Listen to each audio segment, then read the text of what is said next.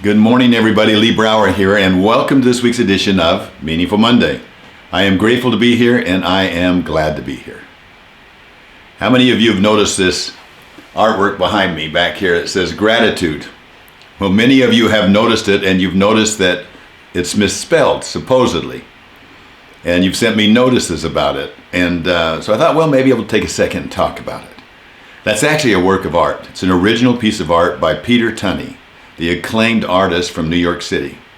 Michael Rouse, the founder and owner of EFS, which is the largest, I believe it's the largest summer day camp and foundation that works for youth throughout the Northeast, primarily in Philadelphia, introduced me to Peter, and Peter and I worked together in a couple of the camps where I spent my time focusing on gratitude. He spent his time talking on creativity.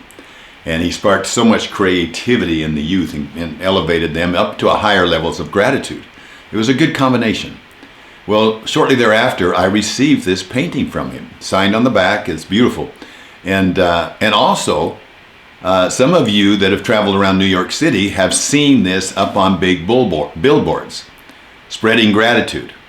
Well, what we really have is we have gratitude wrapped around attitude, because attitude is inside of gratitude.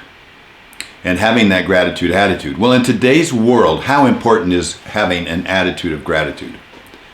You know, a good mindfulness technique is for each of us to pay attention to what we are paying attention to.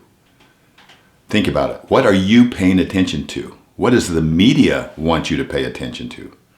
You see, we amplify what we give space to. If our focus is always on what is wrong, then we amplify the negative.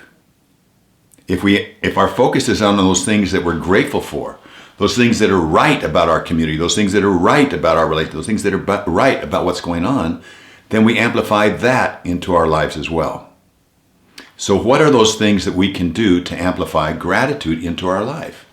You know, to really keep that there. Well, you know, carry a rock in your pocket like I do that reminds me every single morning. To be able to sit down and write, what are those things that we're grateful for? To follow the potent formula that we've talked about before. Who am I grateful for today? What opportunities am I grateful for today? What things am I grateful for today? What experiences are I grateful for today?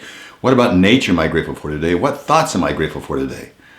It's developing these patterns and practices of gratitude that give us the antidote to this fear that is going on. The best treatment for fear is gratitude. Gratitude and the facts. That's another discussion. But gratitude is the best antidote for fear.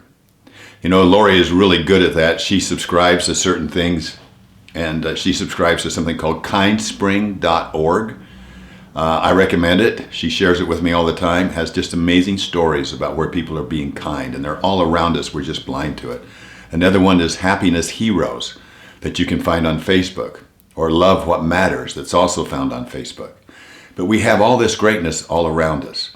So let's amplify what we give space to and not lose focus on all that is right and good in our communities.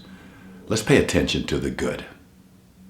Have a wonderful week. I do look forward to talking to you next week. Bye-bye.